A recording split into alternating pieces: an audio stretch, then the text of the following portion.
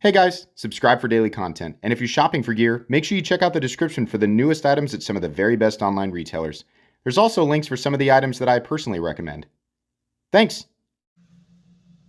What's going on YouTube? Metal Complex here, and today I've got another interesting knife review / knife overview to share with you guys. This is the Artisan Cutlery Sirius, a Ray Laconico design. I don't even think I really even had to say it. A lot of you are thinking, yep, that's Ray Laconico for sure. So these are really interesting. Thank you so much to Artisan Cutlery for sending these in for me to take a look at. Sorry about my voice. It's still weird. Winter just messes me up, but I'm okay. So we're going to go ahead and just power through this. These are available on the Artisan Cutlery website, but the price is a bit higher there. I also, at the time of this recording, found them on White Mountain Knives with prices that more reflect what we can generally expect from retailers, such as White Mountain Knives. I will link them down below if I can. You guys know I pre-record my content, so by the time you're seeing this, they may be more widely available. So feel free to check those links if you'd like to. Thanks so much to my generous patrons who are supporting me right now. There's a link for Patreon right down below. And please make sure to follow me on Instagram at metal_complex. I'm only going to keep one of these out here right now while we do size comparisons just to save some room on the screen. So up against the Ontario Rat Model 1 and its little brother, the Ontario Rat Model 2. As you can see here, it's definitely a full-size knife. It just has a slender profile. Up against the Spyderco PM2 and the Spyderco Para 3. Once again, definitely skinnier than both, longer than the Para 3, shorter than the PM2.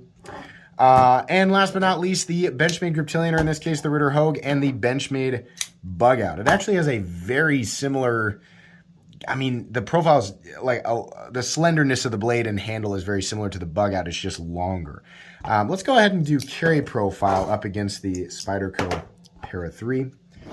Now, there are differences between the frame lock version and the liner lock version, or this micarta version here. You can see this is a very, very thin knife. Actually, I'll put it up against the Bug Out. This guy's, and I know these are aftermarket scales. They're the same thickness as the stock scales. Very, very, very thin. Titanium version, it's the same thing. It's very, very thin. So a lot of people, I think, will be appreciative of that. Let's go ahead and measure blade stock thickness real quick. Get out my calipers. Come on, zero out. There we go. Blade stock thickness on the Sirius coming in at 103, so probably 105, maybe something like that. Let's go ahead and do a hardware check. Get out my tools. As per usual, my tools are very inexpensive and very recommendable. You can find them right down in the description where I talk about my tools, or at the very top of the comment section where I've posted my Amazon store. So the pivot is a T8 on both sides. We have a couple of body screws. I'm not going to check them. They're T6. And then we have a pocket clip that's held in place with a hidden screw, which we can probably see. Well, it's held in place with a hidden screw. That's probably also a T6 screw. Not a big deal. Minimal hardware. Just T6 always sucks. I wish they would permanently transition to T8. I wish all companies would. But as long as you have the appropriate tools, or good tools like WIA, and a place to put your hardware, it shouldn't be that big of a deal. Let's go ahead and weigh it here real quick. We are looking at, in this case, micarta S35VN and stainless steel inset liners that have been milled out. There is also, of course, a titanium version, and there's also a less expensive G10 and AR RPM 9 version, which will probably weigh about the same as this guy right here. This thing is swiftly running out of batteries. Let's reset this here real quick, and I'll just have to remember to put batteries in this thing before the next video. Okay. There we go. We need to change to ounces. There we go. How about we... Bear with me. Okay. The micarta and probably the G10 version weighs about 3 ounces. And you know what would have been really helpful for those of you seeking, information on the ratios here is to measure the darn thing, which we didn't do at the beginning of the video. Overall length of this guy's coming in at 8 inches with exactly a 3.5-inch blade. So yeah, I would say ratios there, if you go by the whole ounce and inch thing, with this thing weighing 3 ounces, right on the line for what I consider to be ultra lightweight, I think most people are going to be happy. How about the titanium version? Even the titanium version is right on that, or very close to that ounce and inch mark. So yeah, ratios in this guy, very good. Not going to be legal for everybody to carry. And for some people, even though it is a skinny knife, it's just going to be too big of a knife. But I think for most people, this is going to be a comfortable object to carry, or an easy object to carry.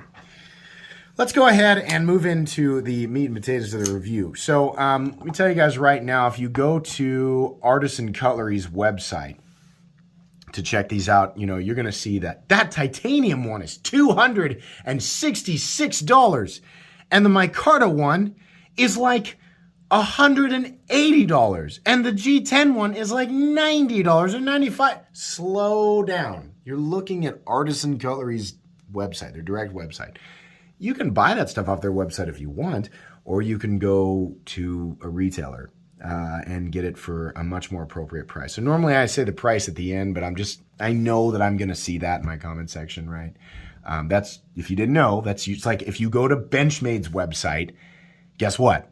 If you buy direct from Benchmade, it's going to be way more expensive than if you go and buy a Benchmade off of Blade HQ. So that is the case, you know. This guy, the titanium guy, is about $180 on the example, or the example I found was on White Mountain Knives. $180. This guy was about $130, micarta and S35EN. And then the G10 and AR RPM 9 version was $65, $70. I think I found those on Amazon. So yeah, I don't think that that's bad at all. In fact, I think that's extremely reasonable if we are reducing the argument to materials alone, which of course we are not going to do. We don't do that on this channel. We talk about the design and fit and finish and basically the entire product, right? The entire finished product with materials considered as only part of the equation. This guy is an inset liner lock with a thumb stud opener. They're both front flippers, right? So you can use that front flipper and it works very well. The detent is just fine for that. Now I do like the all titanium one. I think the look of it, I really enjoy it more. And I'm gonna zoom in on this guy. This is something that Artisan Cutlery does that I really appreciate. So let's zoom way in. Can you see this?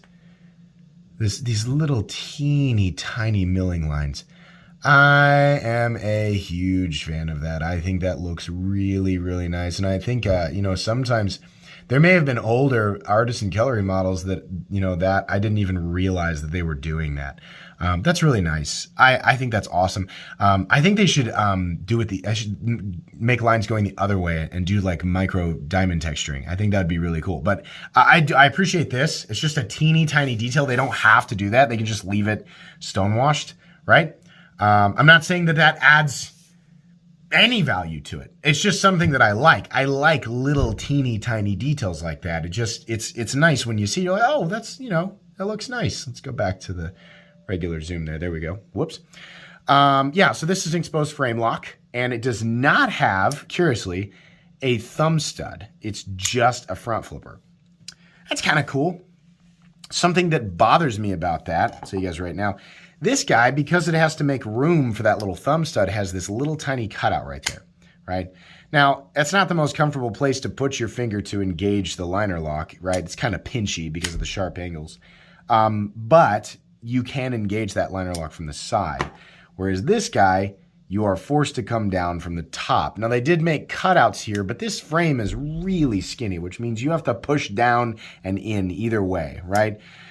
I think maybe the reason they didn't do this on this guy is because this is titanium and micarta is a little bit more forgiving to the finger, right? When it comes to a sharper corner, maybe that would have made this titanium corner very, very sharp. I think a lot of you are gonna probably be able to guess where I'm gonna go with this. The best version of like this is a great design. The best version of this would have been a combination of the two, and I'll explain exactly what I mean here. The blade on these is awesome. Kind of has like this, I mean, it's a drop point, but the way that the swedge is done and the way that the shape of the blade, it's almost kind of like a bayonet, look. It doesn't actually come to that thin of an area back here on the spine. The blade looks good, very thin on the stock, and it's also very thin down at the edge. The taper is really nice, and you get a nice pokey tip with it. Not anything that's like, oh, okay, it's not going to be durable, right? But it's nice. The satin finish one, I am just sick of satin finishes, but they did an okay job with this. Is very sharp up here on the spine. The jimping, way back here, and I know that that's so that you can engage it right there, but I just wish that they had extended the jimping at least, I think probably down to about where the thumb stud was, because that's where my thumb wants to go, up here. That way you can still utilize the jimping for the front flip, but then you can also bear down on the knife if you need to. Yeah. I love the way that this knife looks. I like a straightforward, simple knife design, and it's not like this profile has never been done before. In fact, it's been done many times by Ray Laconico, but it's also been done by tons of, this is such a just a simple, straightforward knife design, right? It's very sleek, very modern and stylish, right?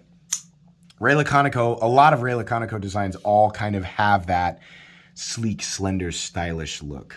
And I like it. It is more of the same, but it's like, I don't know. I kind of get this nice feel. Every time I see a Ray Laconico knife, I'm like, oh, it's more of the same from Ray Laconico. And then I think about it and I go, it's more of the same from Ray Laconico. It's kind of nice, right? I don't know. That's just kind of the way that I think of it.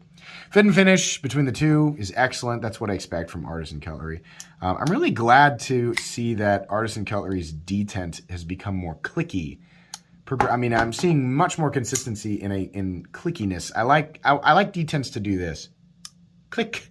I like that. I don't like them to go dunk, or thud. I don't like that. Like a pool ball being, gently set into a bean bag. That's not how I like my detent to feel.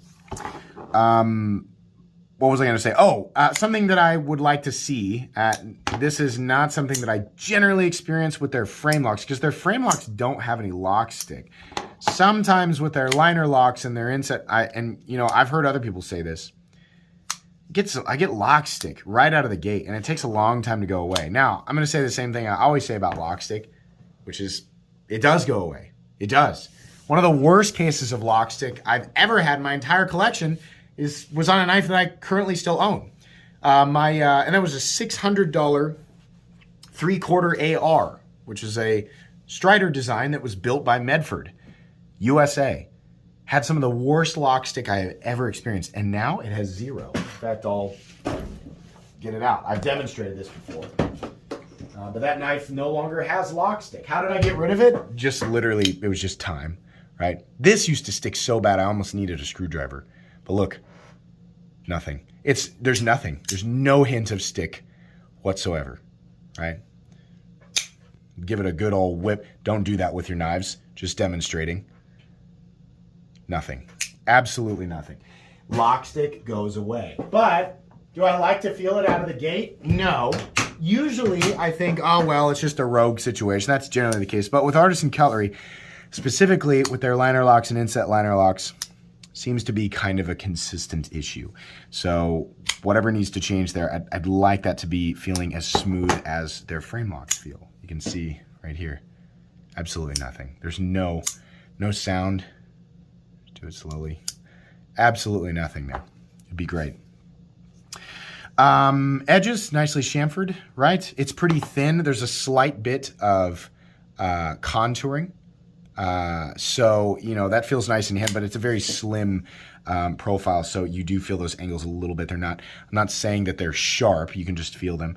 Ergonomics, there are no real ergonomic lines. You're just holding on to almost a rectangle that's been kind of knocked down on either side. The pocket clip is flat, rounded off, and also contoured, so you don't really feel it. There's not really much locking you in. The micarta one is definitely a little bit easier to hang on to, and that'll be the case until the micarta gets wet, and then it'll be kind of slimy. And then, between this one, the G10 one, and the titanium one, they'll probably all be about the same. They're all going to be a little bit slippery. So probably not the best slippery or wet environment knife, right? And you do need to be cognizant of where your index finger is so that you don't run it up on the blade, because there is no guard whatsoever. But It's not the first Artisan Cutlery design, or I'm sorry, it's not the first Ray Laconico design where that's been the case. You know, just be aware and you'll probably be okay. Moving on here, this one has a pivot collar, and I really wish that they had included the pivot collar on the titanium one. That would have looked really nice. Really nice. I like that it's almost like a beige pivot collar there. It's not quite satin. I don't know. That's classy. It just looks nice, right? Backspacer, you can see it's titanium, and they went ahead and put our Laconico and Artisan Cutlery. It's not the worst place to put that. The thing that bothers me is that we have to see China right there. I don't like to see that. I know people are like, "Whoa, you okay with it saying, you know, USA?" It's just one of those things that happens in my brain. Like, I don't have a problem purchasing a knife from China if it is made extremely well.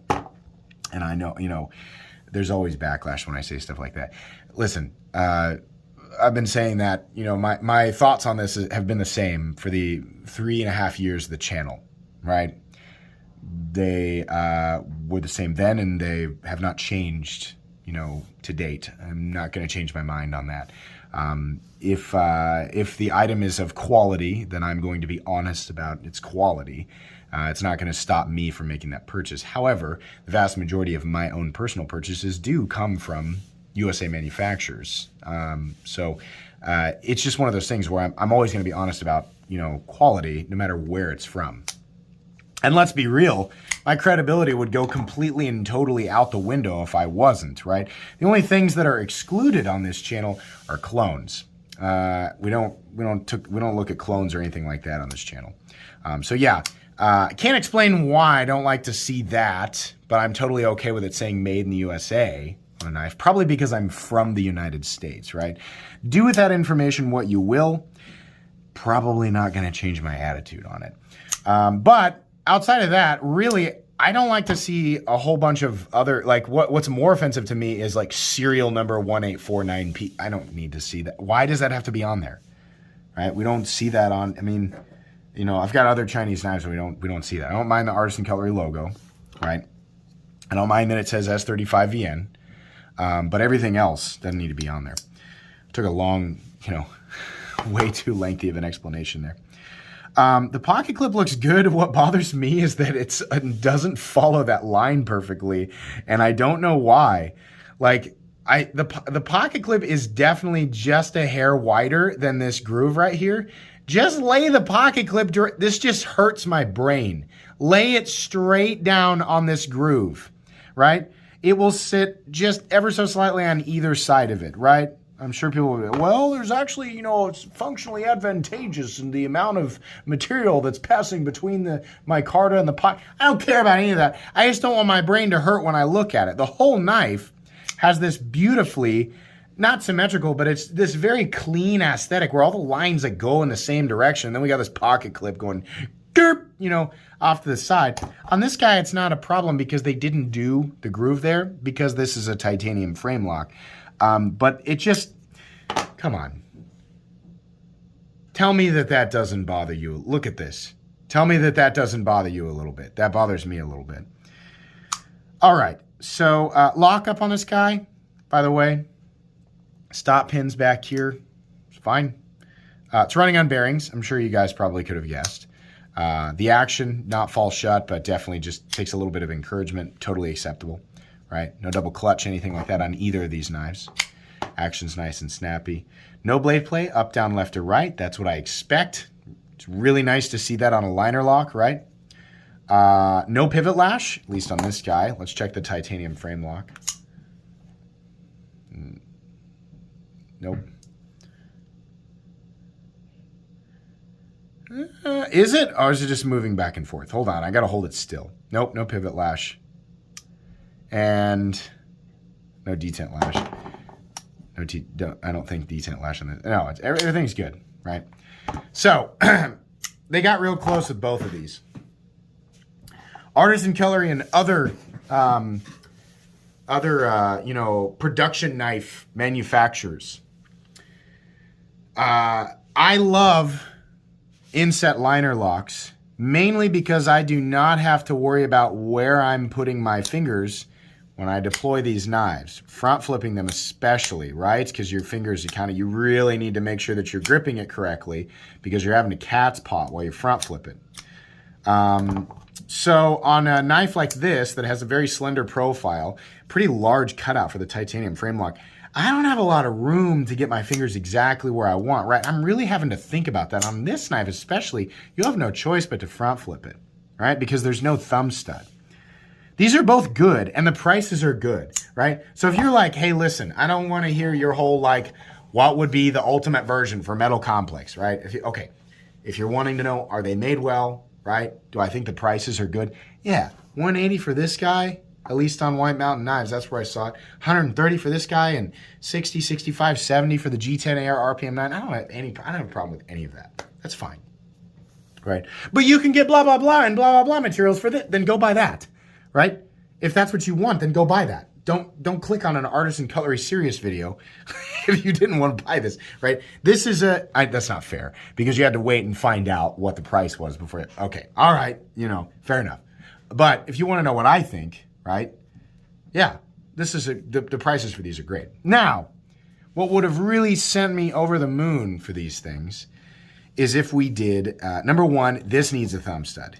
I don't like front flippers that are just front flippers. And sometimes I'm a little bit lighter, a little bit harder, right? Depending on how much I love the look of it. But truthfully, this needs to have a thumb stud. I understand that we're trying to keep this straight, clean aesthetic, but there needs to be a cutout so that you can easily access that thumb stud. And if it can't be this on the titanium one, because the titanium would have been too sharp, then those edges need to be knocked down and it needs to be a bigger, or it needs to be a bigger opening. There needs to be side access to that thumb stud. I do not like pushing my thumb. Nobody likes to push their thumb directly into from this right here. Nobody likes to do that. I know that it can be done, and I just want it to be able to come from the side.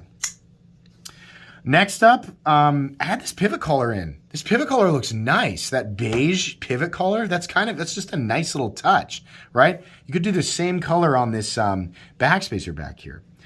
Next up, bead blasting. I hate it. I think I probably hate it. Is this bead blasted? It sure looks like it. Maybe I'm wrong. Maybe this is just a really fine tumbling.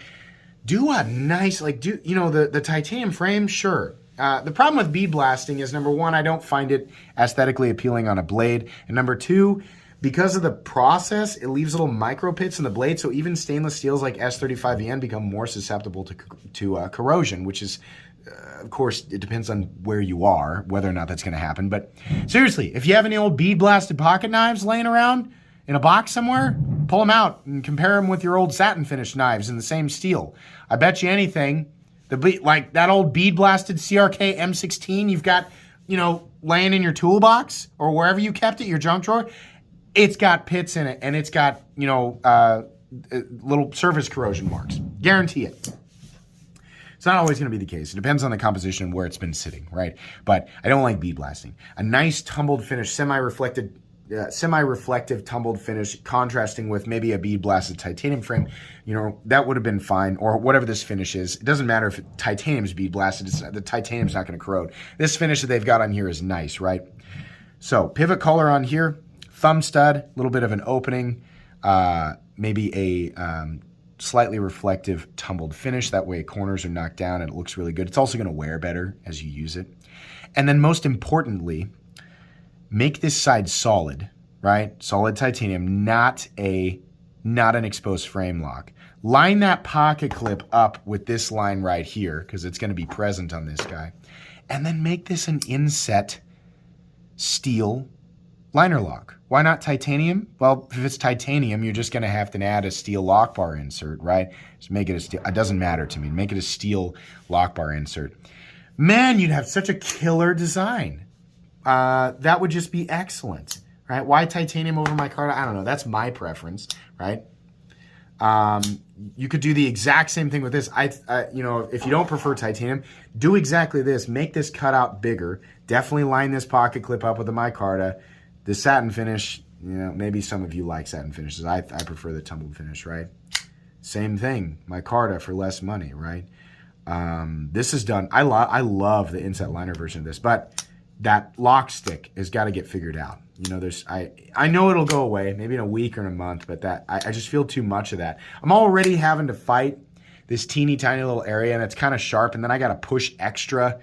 Like, I mean, I'm really pinching the crap out of my finger here, you know? Oh, my finger. Oh, his poor finger. It's annoying after a little bit, right? This is a really cool design, and it seems like I'm critiquing it really hard, but it's just like, I'm so sick of titanium frame lock. You know, I'm just like, the inset, whenever I see an inset, not a, you know, just like a titanium slab, and then you see the liner right next to it. I love seeing that inset liner on titanium, right? There's no question of like necessity of strength between the two, because either lock is going to handle what most people are going to throw at it, right? Which is general use. And in any case, I think most liner locks will probably stand up to just about as much abuse as most frame locks if the geometry is correct.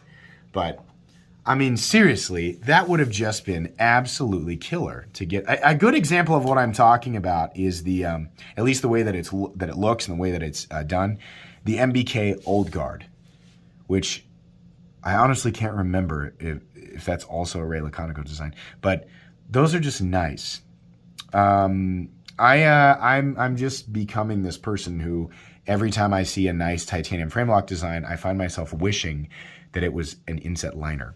So the Sirius, as it sits, is actually a recommendable knife. I like this. I think the best version of this right now, and I think it's a great deal, is this guy right here.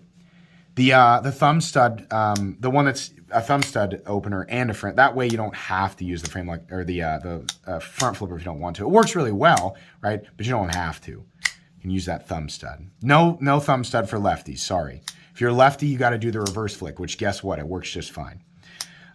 This is really cool. I like this a lot. $130 for what you're getting here.